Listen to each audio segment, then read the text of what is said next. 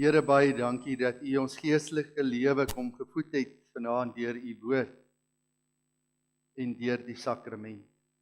Here, dit was vir ons as te ware asof ons by die voete van die kruis van Jesus kom staan het, opnuut weer kon sien en kon hoor en kon luister, Here, na hoe groot U liefde regtig vir elkeen van ons is. Here, dit gaan ons verstand te bowe. En Vader, as ons vanaand hier by mekaar is dit om ook vir U te kom sê, Here, ons het vir U lief. Ja, Here, ons streef om U lief te hê soos dat U ons lief het, Here, maar ons weet, dit is ongelooflik baie. Ons wil vra, Here, dat U daai absolute liefde in ons harte sal gee. En dat ons U en ook mekaar sal lief hê met daardie absolute liefde. Here, maar ons is ook vanaand hier by mekaar om te kom luister na U woord. En daarom wil ons onsself tot U beskikking stel en vra dat U vanaand vir ons ontvanklik sal maak vir dit wat U wil hê ons as gemeente vanaand moet hoor. Wil U vir ons gedagtes kom stil maak, dat ons sal vergeet van die wêreld daar buite op hierdie oomblik en dat ons net sal fokus om U stem te hoor. In die naam van Jesus Christus vra ons dit. Amen. Broers en susters, ons gaan vanaand 'n gedeelte saam lees uit Hebreërs 10 uit, vers 1 tot en met vers 25. Die tema van vanaand se woordverkondiging is wees deel van die Christus revolusie. Hebreërs 10 vanaf vers 1 tot 25. Die wet van Moses is slegs 'n skadubeeld van die weldade wat sou kom, nie 'n werklike beeld daarvan nie. Voortdurend jaar na jaar word dieselfde offers gebring, en tog kan die wet wat die offers bring nooit volkome van sondes vrymaak nie. As die wat die offers bring eens en vir altyd gereinig en nie meer van sondes bewus was nie, sou hulle immers opgehou het om hulle offers te bring. Maar nou herinner die offers juis jaar na jaar aan die sondes, omdat die bloed van bulle en bokke onmoontlik die sondes kan wegneem. Daarom sê Christus met sy koms in hierdie wêreld, dit is nie 'n diereoffer en 'n graanoffer wat U wou hê nie, maar die liggaam wat U my gegee het. Brandoffers en sondeoffers het U nie behaag nie. Toe het ek gesê, kyk, ek het gekom, o God, om U wil te doen. In die boekrol is dit van my geskrywe. Eers sê hy, diereoffers en graanoffers, brandoffers en sondeoffers wou U nie hê nie en het U nie behaag nie. Hoewel hierdie offers deur die wet voorgeskryf word. Daarna sê hy, kyk, ek het gekom om U wil te doen. Hy skaf dus die eerste offers af om 'n ander offer in die plek daarvan te stel. Omdat God dit so wou, is ons vir hom afgesonder deurdat Jesus Christus sy liggaam as 'n offer gebring het, eens en vir altyd. Verder, elke priester staan dag vir dag sy diens en verrig en bring elke keer weer dieselfde offers wat tog nooit die sondes kan wegneem nie. Maar Jesus Christus het een offer vir die sondes gebring en vir altyd aan die regterhand van God gaan sit. Nou wag hy daar totdat sy vyande aan hom onderwerp is. Die een offer het hy die wat vir God afgesonder word, vir altyd volkome van sonde vrygemaak. Ook die Heilige Gees betuig dit aan ons. Eers sê hy, dit is die verbond wat ek met hulle na daardie dae sal sluit, sê die Here. Ek sal hulle my wette in die hart gee, en hulle verstand sal ek dit skrywe. Dan sê hy verder, aan hulle sondes en hulle oortreding sal ek nooit meer dink nie. Waar die sondes vergewe is geen offer daarvoor meer nodig nie. Broers, ons het dus nou deur die bloed van Jesus vrye toegang tot die heiligdom, en dit op 'n weg wat nuut is en na die lewe lei. Hierdie weg het hy vir ons gebaan deur die voorhangsel heen. Dit is deur sy liggaam. En terwyl ons hom as grootpriester oor die huis van God het, laat ons tot God nader met 'n opregte hart en met volle geloofsekerheid. Ons harte is immers gereinig van 'n skuldige gewete en ons liggame is gewas met skoon water. Laat ons styf vashou aan die hoop wat ons bely, want God is getrou. Hy doen wat hy beloof het. Laat ons ook na mekaar omsien deur mekaar aan te spoor tot liefde en goeie dade. Ons moenie van die samekoms van die gemeente af wegbly soos party se gewoonte is nie, maar mekaar eerder aanmoedig om daarheen te gaan, en dit des te meer na mate julle die oordeelsdag sien naderkom. Ons lees dan net tot sover. My broer en suster en liewe kinders, na aanleiding van die gebeure daardie Vrydag in Jerusalem, ja, die gevangenisneming van Jesus Christus, die marteling, die kruisiging, die dood aan die kruis, wonder 'n mens, maar wat sou dit hoofopskrifte gewees het, sou daar in daardie tyd ook koerante gewees het, soos wat ons vandag gehad het? Ja, ek wonder wat sou die hoofopskrif gewees het? Ja, ek wonder wat sou die boodskap gewees het wat die sosiale netwerke sou deurvloei het, dalk op Twitter of dalk op Facebook, of wat sou die boodskap op WhatsApp gewees het wat na die ganse wêreld toe uitgebasyn word oor daardie gebeurtenisse daardie dag in Jerusalem. Teoloog met die naam van N.T. White skryf en sê dat hy weet nie wat sou die boodskap gewees het nie, maar hy weet wat die boodskap beslis nie sou gewees het nie. Hy sê die boodskap sou beslis nie gewees het 'n jong held wen talle harte nie. Hy sê want dit sou nie gewees het nie. Want jy sien my broer en suster, Jesus Christus was geen held gewees in Jerusalem nie. Jesus Christus se dood aan die kruis het geen harte rondom Jerusalem op daardie stadium gewen nie. Nee, juis eintlik die teendeel. Want jy sien my broer en suster, vir hulle wat rondom die kruis was, het die kruis van Jesus verskillende betekenisse gehad. Ja, vir die Jode was dit eintlik 'n vernedering. Vir die Jode was dit gewees dat Jesus 'n vervloekte was. Dat hulle daarmee te kenne gegee het, maar hierdie man aan die kruis is nie die een wat ons verwag het nie. Hy is nie die Messias wat voorspel is wat sou kom nie. En daarom het hulle hom gevloek. Daarom het hulle hom gespoeg en het hulle hom verag. En daarom was hy vir die Jode geen held gewees nie. Ja, ook vir die Romeinse ryk was hy ook geen held gewees nie. Vir die Romeinse ryk was dit eintlik maar net 'n manier gewees om vir die wêreld te wys, hoe raak jy ontslaaf van iemand wat die vrede en die harmonie in die Romeinse ryk dalk bedreig. Want onthou, dis ook om Pontius Pilatus vir Jesus oorgegee het om gekruisig te word, want hy was bang geweest dat die Jode 'n opstand sou gehad het teen hom, en dat die vrede en die harmonie in sy omgewing waar hy regeer, dat dit versteur sou word. En daarom was dit vir hulle 'n manier gewees om ook hulle mag en hulle gesag af te druk. Vir die kerkleiers was dit 'n manier gewees om vir die wêreld te wys, maar dit is wat ons met iemand maak wat met ons God spot. Dit is wat ons met iemand maak wat nie inpas binne in ons kerklike denke nie. Iemand wat nie inpas binne in ons wette en ons reëls nie. Dat ons as kerkleiers duld nie so iemand nie. En daarom vat ons so 'n persoon om gekruisig te word, om 'n vervloekte te word aan die kruis.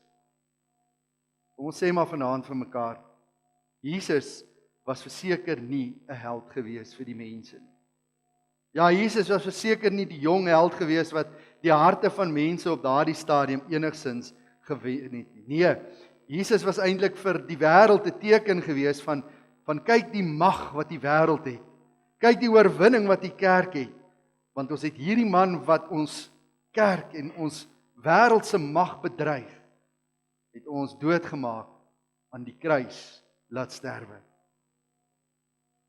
Maar my broer en suster, wat sou die boodskap gewees het oor Jesus se disippels? Sou dit dalk 'n boodskap gewees het wat uitgebasyn is na die wêreld? Weerens wil ek sê, nee, ek dink nie so nie. Ek dink daar sou dalk miskien 'n boodskap uitgegaan het van Judas die verraaier het selfmoord gepleeg.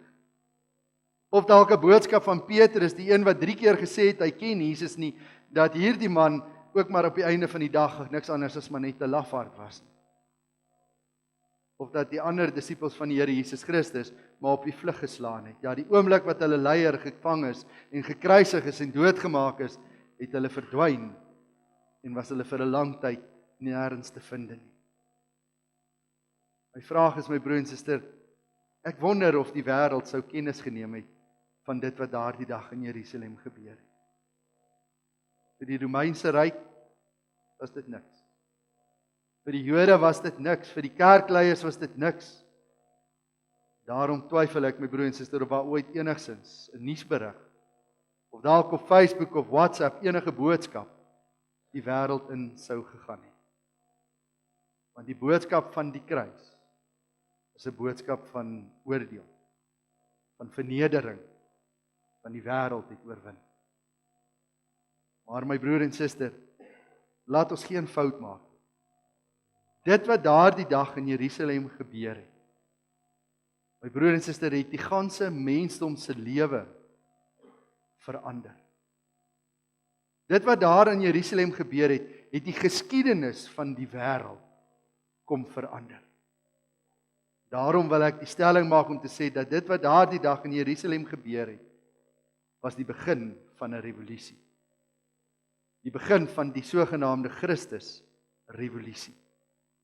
'n Revolusie wat 'n nuwe era aandui. 'n Revolusie wat 'n klomp nuwe moontlikhede, ja, nuwe lewe begin het. 'n Revolusie wat die geskiedenis van die mensdom kom herskryf het. 'n Revolusie, my broer en suster, wat gesê het, maar die tyd en die manier van hoe God aanbid word, gaan nou radikaal verander, omdat Jesus Christus aan die kruis gesterf het. 'n Revolusie wat sê, uit hierdie teleurstelling, uit hierdie boodskap dat Christus oorwin is, sal daar 'n nuwe boodskap kom, 'n boodskap wat die wêreld se geskiedenis sou verander. 'n Revolusie wat maak dat die wêreld nooit weer dieselfde plek sou wees. Ek wil vanaand met u kom deel hierdie revolusie. En ek wil vanaand vir elkeen van u kom uitnooi, my broer en suster, kom word deel van hierdie revolusie. Die Christus-revolusie. Broer en suster, in hierdie revolusie is daar vir my 3 dinge wat vir my uitstaan, wat vir ons baie belangrik is. Die eerste ding is, my broer en suster, dat hierdie revolusie, hierdie nuwe era wat aangebreek het, toe Jesus Christus aan die kruis gesterf het, was 'n era wat gesê het, maar dit het nou 'n einde gekom aan die offers van diere. Met ander woorde, daai manier hoe jy jou verhouding met God in stand gehou het, deur offers vir die Here te bring, het nou vir eens en vir altyd tot 'n einde gekom. Kom ek lees vir die Hebreërs 10 vers 17 tot 18. Aan hulle sondes en hulle oortredings sal ek nooit meer dink nie. Waar die sondes vergewe is geen offer daarvoor meer nodig. My broer en suster, ek dink nie ons verstaan in die jaar 2017 wat hierdie implikasie vir my en vir jou is. En daarom wil ek jou vanaand uitnooi, my broer en suster, kom vir 'n oomblik en kom leef vanmôre of vanaand jouself net vir 'n oomblik in die wêreld van 'n Joodse man of vrou in die tyd van die Nuwe Testament, voordat Jesus Christus gekruisig is. Ja, jy het voortgegaan met jou normale lewe. Jy het gewerk, jy het jou familie versorg. Maar jy moes gereeld teruggegaan het na die tempel toe. Want jy moes saam met soveel ander Jode, moes jy 'n offer na die tempel toe gebring het, sodat daar versoening tussen jou en God kan kom. Ja, want jy het sonde in jou lewe, en jy moet jou sonde na die tempel toe neem, en jy moet 'n offerdier na die tempel toe bring, sodat daai offerdier die versoening tussen jou en God kan beteken. Dit beteken, jy was weer eens op pad terug Jerusalem toe.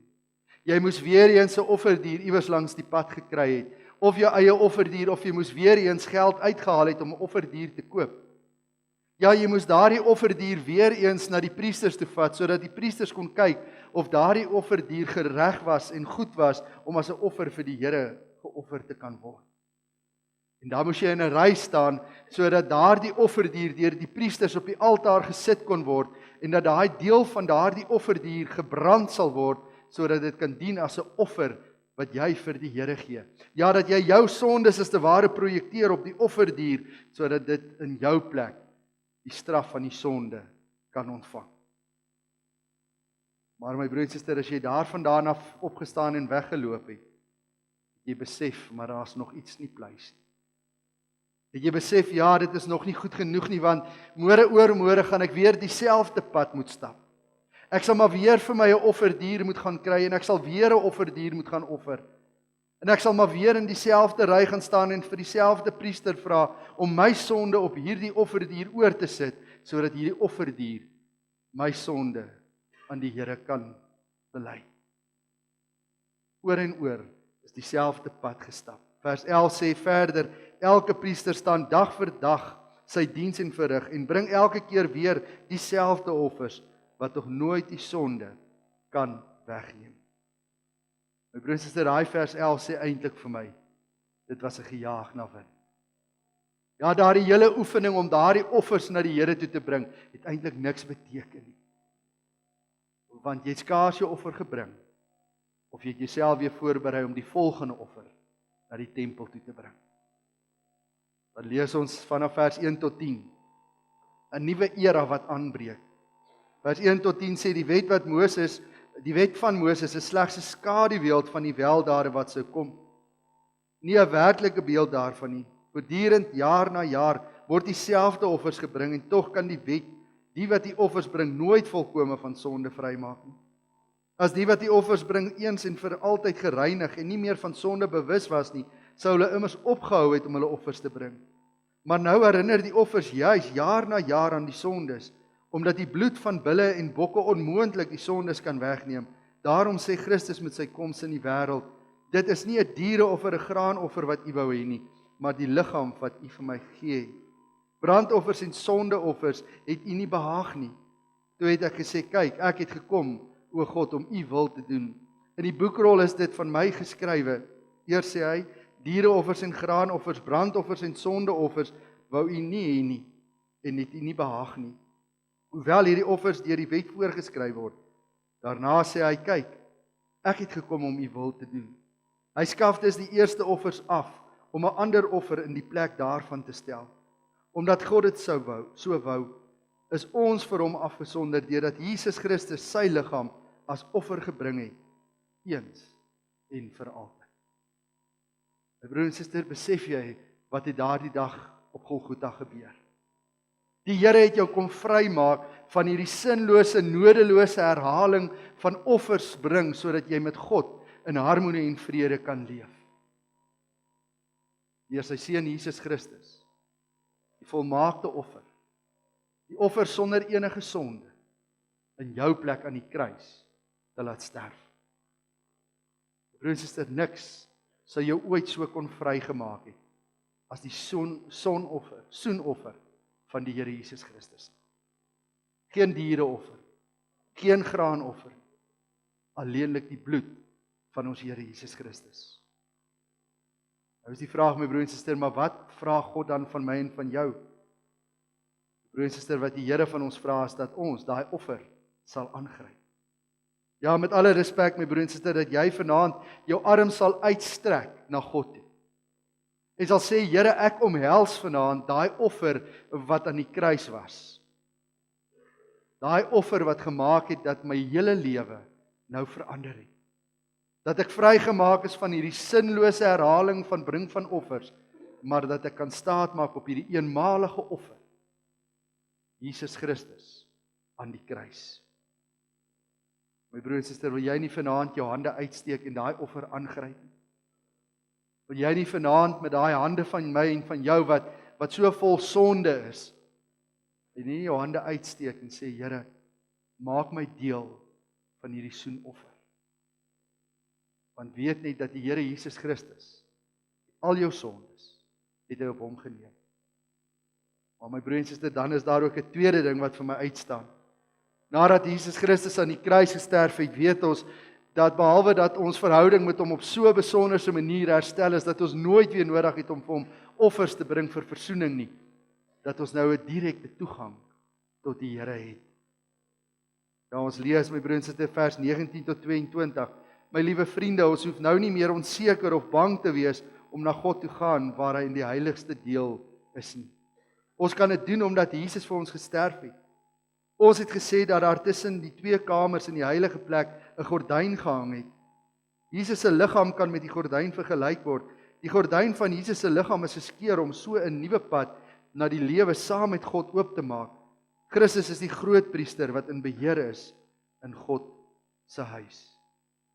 Broer en suster, daardie oomblik toe daai voorhangsel middeldeur geskeur het in die tempel, het ek en jy vrye toegang tot die troonsaal van God gekry. Dat ek en jy nie meer met skuld gelaai en met bewustheid van al jou foute en jou tekortkominge eerder jou aangesig van die Here af wegdraai en nie in God se teenwoordigheid mee wil kom nie, maar dat jy kan sê, ten spyte van my sonde, ja, ten spyte van my onvolmaaktheid, kan ek in die troonsaal van die Here gaan, kan ek in sy teenwoordigheid kom, want die voorhangsel het geskeur. En nou het ek 'n vrye toegang tot ons hemelse Vader. Al wat die Here van my en van jou vra is, gebruik dit. Daarom is die uitnodiging in vers 22, laat ons tot God nader. Moet dit nie versuim nie, moenie daarvan af wegduins nie. My broer en suster, gryp die geleentheid aan.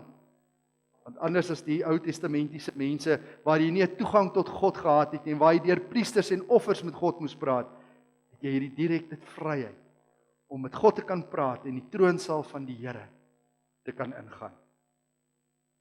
Maar my broer en suster, al wat die Here vra is, doen dit met 'n opregte hart. Met ander woorde, doen dit met daai sekerheid om te sê, ek is deel van die Here Jesus Christus se familie. Ek glo en daarom het ek hierdie geloofsekerheid dat ek 'n kind van God is.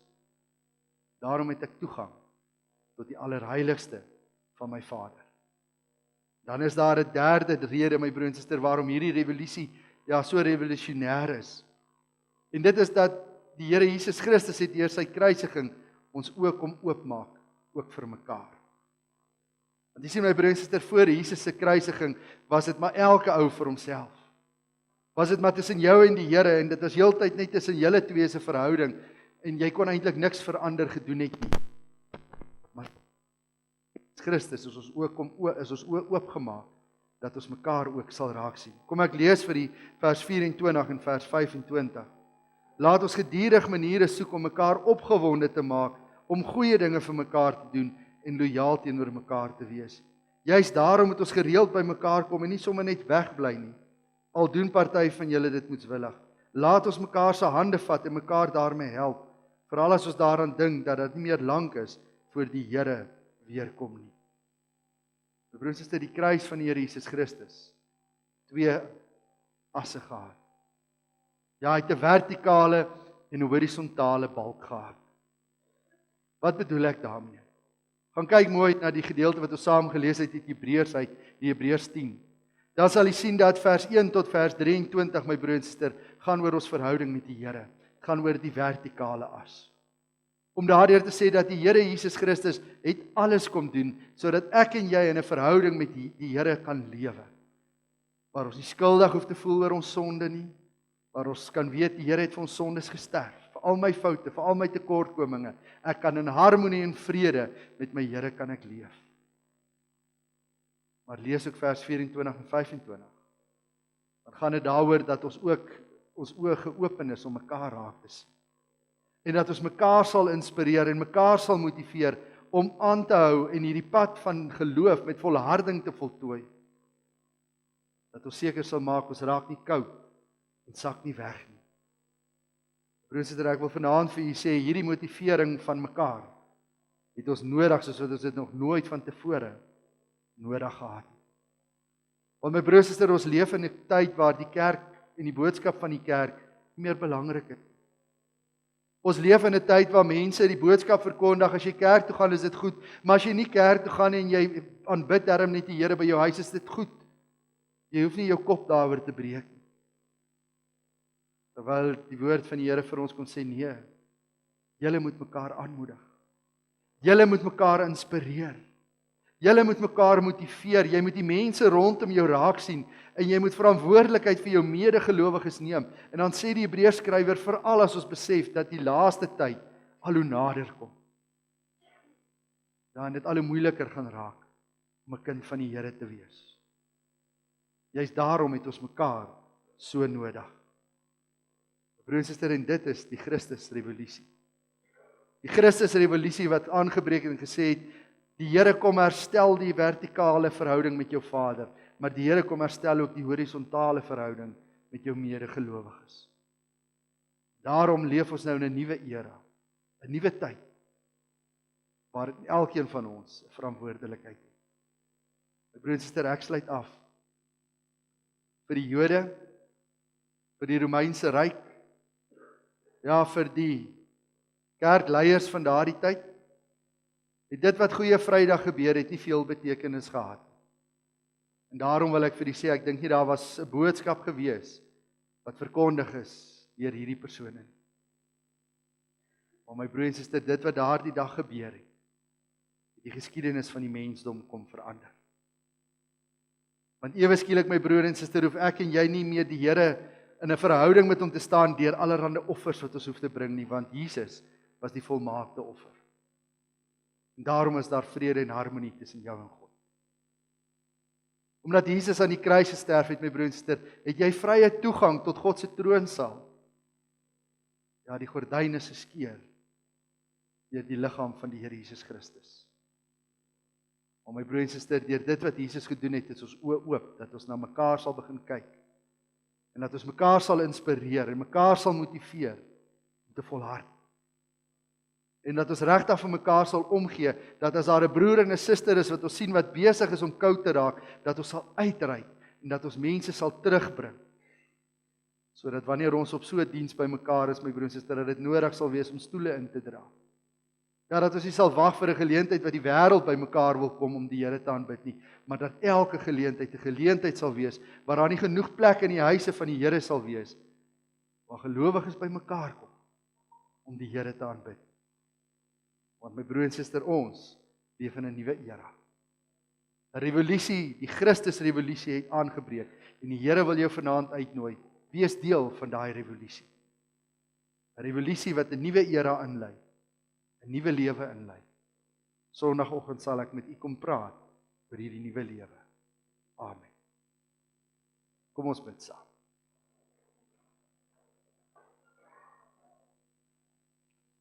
Ons hemelse Vader, vanaand wil ons opnuut net weer vir u kom sê baie dankie, Here. Dankie dat hierdie nuwe era aangebreek het waar ons in hierdie wonderlike nuwe verhouding met u kan leef. Here, ek dink ons wat Nuwe Testamentiese mense is, ons wat nooit deel gehad het in al daai offerpraktyke en al daardie rituele en reinigingsrites nie. Here, ek dink ons besef nie die grootheid van dit wat daardie dag in Jerusalem en op Golgotha gebeur het. En daarom wil ons net vanaand vir u kom sê, Here, baie dankie, dat ons so bevoorreg kan wees om in hierdie wonderlike verhouding met u te kan leef. Verhouding waar daar ook vir elkeen van ons 'n direkte toegang tot u is. Ja, Here, dat ons nie deur allerlei wette en reëls moet gaan om u aangesig na ons kant toe te laat draai. Maar dat ons net met u kan praat, waar ons ook al is. 24 ure 'n dag, hierdie direkte toegang tot ons Vader se troon. Here, maar baie dankie dat u ook geweet het ons gaan mekaar nodig hê. En dankie dat ons kan deel wees van 'n gemeente hier in Heidelberg wat vir mekaar lief is, wat vir mekaar omgee. My gebed vanaand is, Vader, dat ons verantwoordelikheid sal besef en dat ons mekaar sal inspireer, mekaar sal motiveer. Here, dat ons hulle sal gaan haal wat nie meer hier is nie. Want Here, ook vir hulle het Jesus aan die kruis gesterf. En mag hulle ook daardie opgewondenheid kom deel. Maar Here, hoe sal hulle dit weet as ons hulle nie gaan vertel? As ons liefde nie dryf dat ons hulle gaan terugbring saam met ons as kinders van die Here. Vader, gee dat ons die grootheid van die gebeurtenisse op Golgotha opnuut weer sal besef en 'n lewe van dankbaarheid sal gaan leef. Ons bid dit in die naam van Jesus Christus. Amen.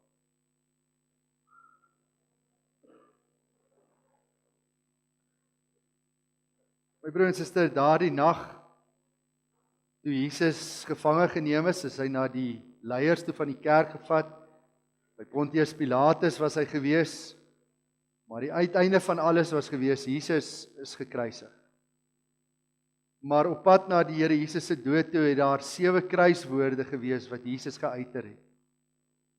Die eerste kruiswoord is 'n kruiswoord wat ook die woorde was waarmee Stefanus gesterf het. Woorde wat nie altyd baie maklik is om te sê nie. Want Jesus se eerste kruiswoord was: Vader, vergeef hulle, want hulle weet nie wat hulle doen.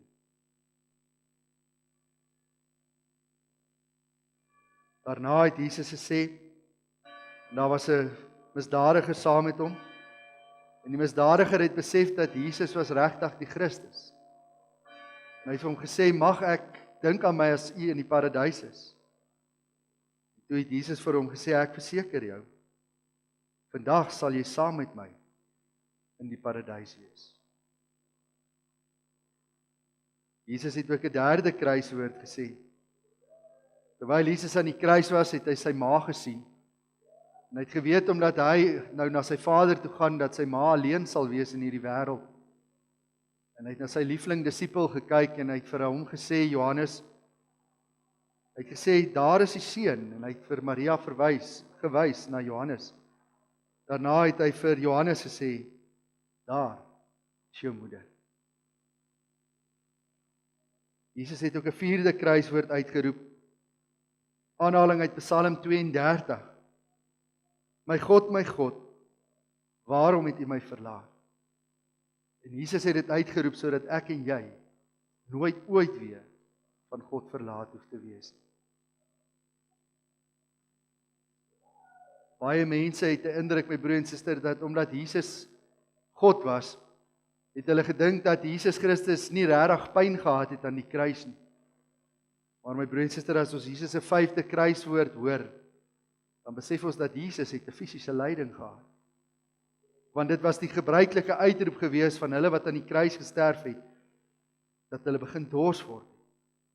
En Jesus het uitgeroep, ek is dors.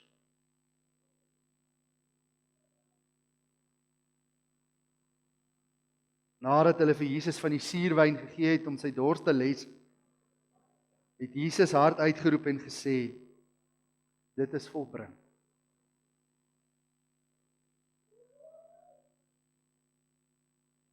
Voordat Jesus sy laaste asem uitgeblaas het, het Jesus hard uitgeroep, Vader, in U hande gee ek my gees oor. En met hierdie woorde het Jesus gesterf.